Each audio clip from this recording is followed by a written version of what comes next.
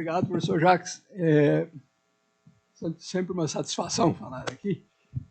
Eu vou tentar ser breve para a gente ter tempo depois para trocar ideias, né? O professor Jacques pediu para eu falar sobre esse artigo que foi publicado na revista Pesquisa, da PESP, em junho, de autoria da Sarah Schmidt, que é uma repórter especializada em ciências exatas, né, basicamente, né? Mas esse artigo provém de uma constatação de que existem hoje vários desses LLMs, né, modelos que em português são chamados de grandes modelos de língua, né? O nome eu acho errado, certo? Devia ser modelos grandes de língua, mas ficou esse. Então, GLM é a sigla. E há então, vários desses, e há vários aplicativos que exploram o poder desses GLMs, né? Então, a Wiley fez uma pesquisa sobre usuários desses aplicativos e ela chega à constatação de que estão sendo pouco usados e subutilizados, né? Eles têm muito mais poder do que preciso, certo? Estou fazendo um resumo do que está nesse artigo e eu peço sua atenção, porque depois vou comparar com outro resumo feito por uma máquina, né, do mesmo artigo. Então, ela descobriu que tinha sido escrito um guia, né, que tenta instruir usuários sobre como usar essas ferramentas usando boa ética, né, e de maneira eficiente, tá? Então, esse trabalho é centrado basicamente nesse guia, mas apesar disso, ela não fala diretamente do guia. O que ela fala sobre entrevistas que ela fez com pesquisadores que usam as ferramentas e os 3 autores do guia, que são Sabatini, Sampaio, Limonge, todos são de ciências sociais, tá? E eles então escreveram esses guias e ela entrevistou então os 3 e depois fez perguntas para outros usuários que são de outras áreas. Bom, a conclusão que ela chega é que o trabalho dos pesquisadores foi muito interessante, muito bem feito. Eles descrevem vários dos aplicativos e como eles podem ser usados, né? E apontam para problemas que podem aparecer e cautelas que têm que ser tomadas pelos usuários. E, no geral, então, o artigo faz uma avaliação positiva da inteligência artificial, mas ela chama atenção para que é necessário cuidado ao usar, senão pode gerar resultados desastrosos, e, por outro lado, elas têm muito mais potencial do que está sendo atualmente utilizado, tá? Então, esse é o meu resumo. Esse resumo, de fato, eu recuperei das notas que eu tinha feito, né? Porque agora eu não sou mais, mas em junho eu era coordenador científico da revista. Isso significa que tudo que eles escreviam eles mandavam para eu ver e eu tinha que fazer um comentário, tá? Então, esse foi o resumo que eu fiz, basicamente, naquela ocasião. Bom, agora eu vou comparar com o resumo que um dos softwares que é mencionado no artigo, o Notebook LM, fez sobre o mesmo artigo. Eu dei para ele o mesmo artigo e falei, faça uma apreciação. É uma coisa muito fácil de fazer, todo mundo já fez em algum outro caso. E ele, então, fez. No comecinho, ele fala sobre os números da pesquisa que a Wiley fez. É um pouco chato, vou deixar de lado, mas eu vou ler literalmente o que ele falou em seguida. Ele diz assim, ó: no Brasil, muitos pesquisadores ainda têm dúvidas sobre os caminhos éticos para o uso dessas ferramentas. E há uma percepção da importância de que órgãos como a CAPES e o CNPq devam criar diretrizes orientadoras. O texto também destaca que periódicos científicos não permitem que ferramentas de IA sejam considerados autores de trabalhos acadêmicos, reforçando que o humano é sempre o responsável pelos resultados científicos. Há uma percepção clara de que a IA deve atuar como um assistente ou auxiliar, e a checagem humana é essencial em todos os processos. Portanto, a percepção retratada é de um futuro promissor e transformador com a IA na pesquisa, mas com a necessidade de cautela, treinamento, diretrizes éticas e manutenção do papel central do pesquisador humano. Tá? Então, esse é o resumo dele. Tá? Vocês podem comparar com o que eu falei. É claro, a linguagem aqui é muito melhor, né? E os objetivos são diferentes. Eu estava fazendo um tratamento jornalístico, enquanto que ele aqui está fazendo um discurso geral. Né? Mas, minha impressão, lendo esse texto, ele me faz lembrar de um filme que assisti várias vezes, de fato. É um filme que eu assisti quando foi lançado, depois assisti com meus filhos, depois assisti com meus netos. Então, mais de 10 vezes eu assisti. É o 2001, Odisseia no Espaço. Né? Eu não sei quantos aqui assistiram, mas quem assistiu se lembra do computador, né, que era, de fato, era mais avançado do que os de hoje, apesar dele ser de 2001, porque ele falava também. Né? Mas, e o computador falava, e a voz dele, quando eu leio esse artigo, parece que eu estou ouvindo a voz dele, ele está falando naquele mesmo tom que o outro computador tem. Né? Isto é um tom impessoal. Né? Ele não injeta nele qualquer personalidade. Né? Qualquer um de nós, quando escreve, qualquer texto que a gente for escrever, a gente vai ter características que são da gente, né? De como a gente pensa, de como a gente sente as coisas. E o computador parece que está tentando evitar isso daí. Certo? Você pode até pedir para ele, eu não fiz isso, mas você pode até pedir para ele, olha, eu quero um tom mais formal, menos formal, eu quero... E aí ele faz, isso como você pede, mas o tom normal dele é isso daqui. Tá? Então, tem esse aspecto de impessoalidade que a gente precisa tomar sempre cuidado, porque a gente vai usar uma máquina dessas, ela acaba gerando texto com isso daí. Isso eu acho muito desagradável no texto essa percepção de que é uma coisa impessoal. Tá? Bom, além disso, há outros problemas com o uso desses softwares. E vou me referir aqui a um outro filme que eu assisti na década de 90, chamava Marte Ataca. Né? E lá era uma comédia sobre os marcianos invadindo a Terra. Né? E aí, depois de algum tempo, os líderes aqui da Terra acabam percebendo que os marcianos eram muito inteligentes, mas que eles tinham todos os vícios que uma pessoa humana pode ter. Né? Malandros e tentavam enganar, e era uma coisa assim.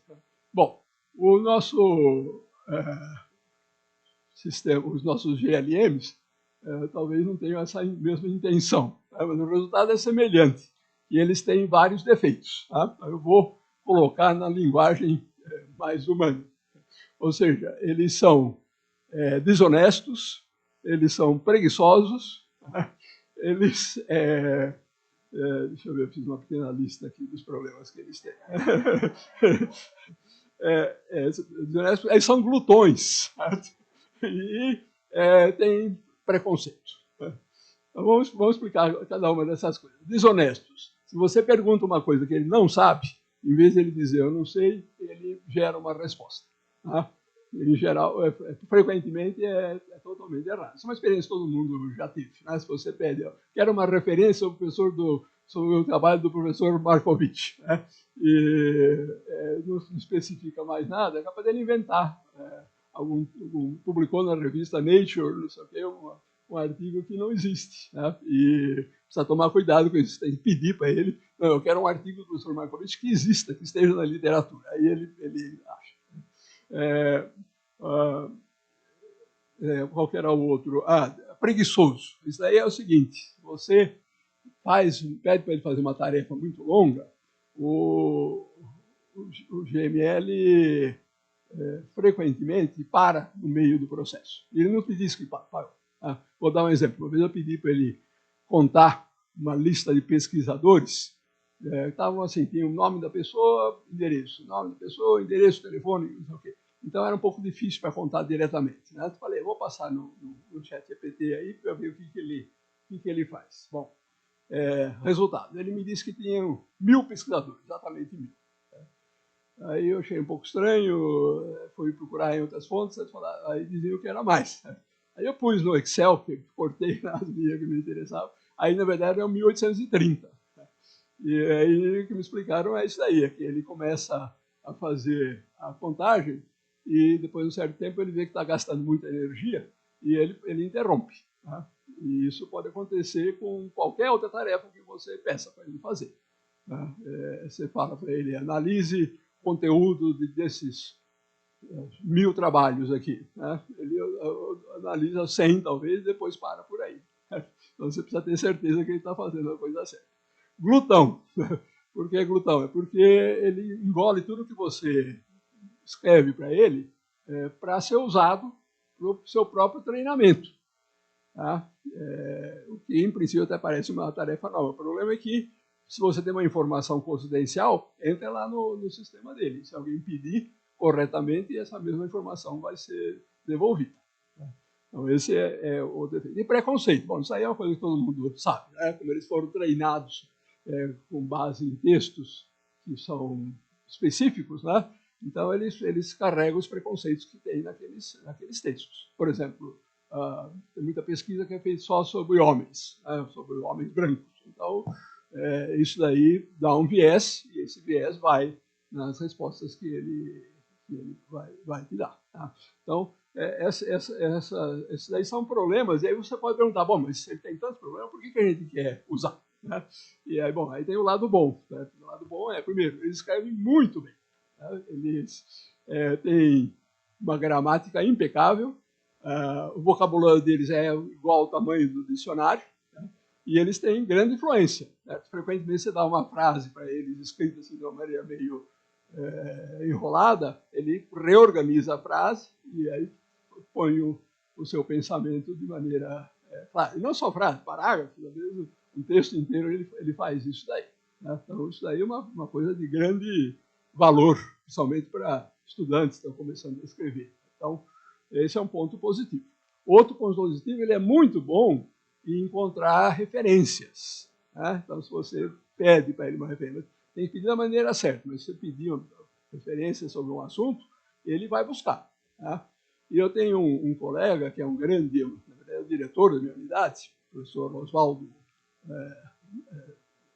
de Oliveira Nunes, que é mais conhecido como Chu. Né? Ele é um grande entusiasta disso, do sistema de IA, e aí ele está fazendo trabalhos nessa área, e ele tem um trabalho agora que acho que já foi aceito para publicação, que mostra que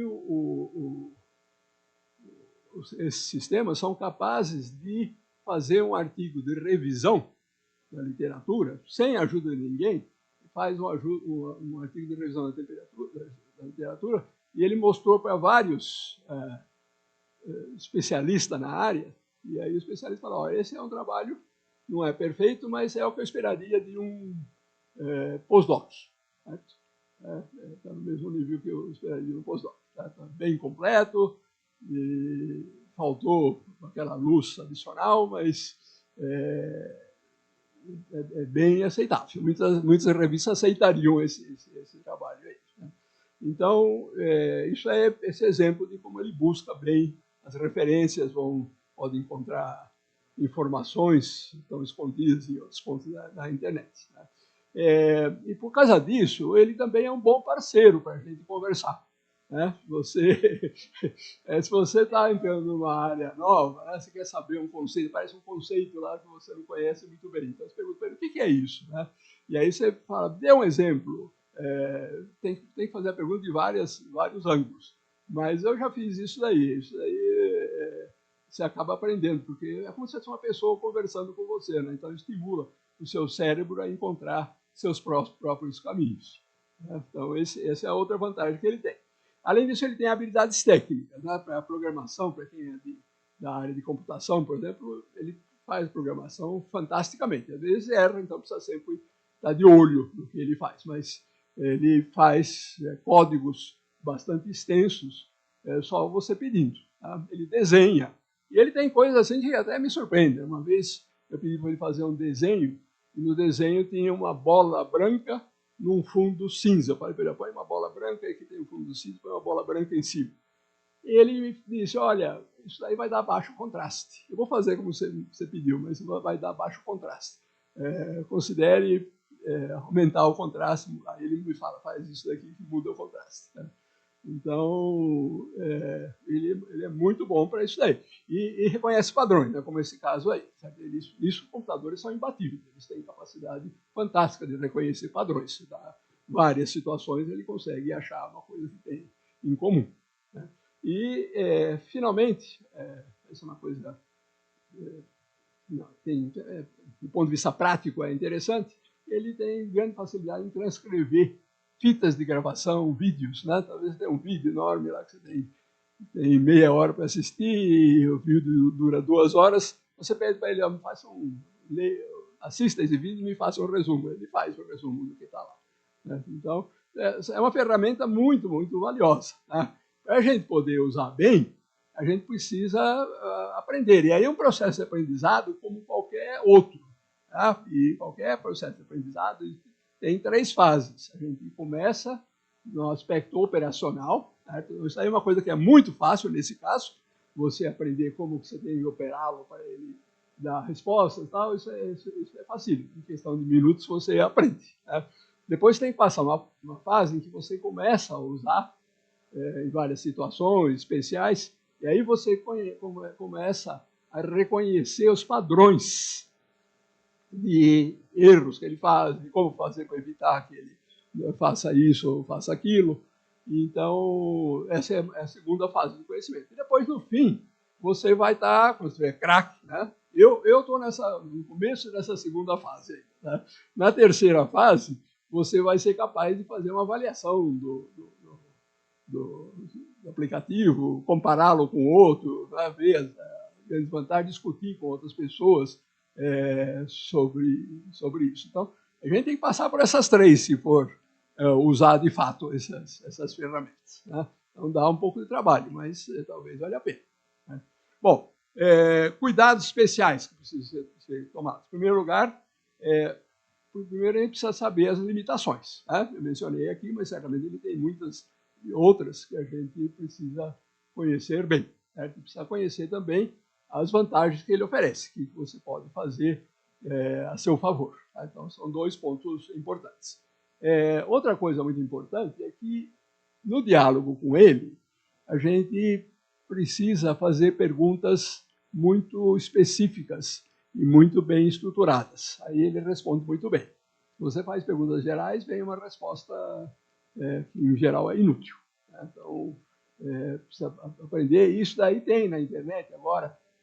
O próprio... Não, o artigo da Sara não fala isso, mas lá ele cita esse guia que foi feito pelo Sampaio, o Sabatini e o Limonge.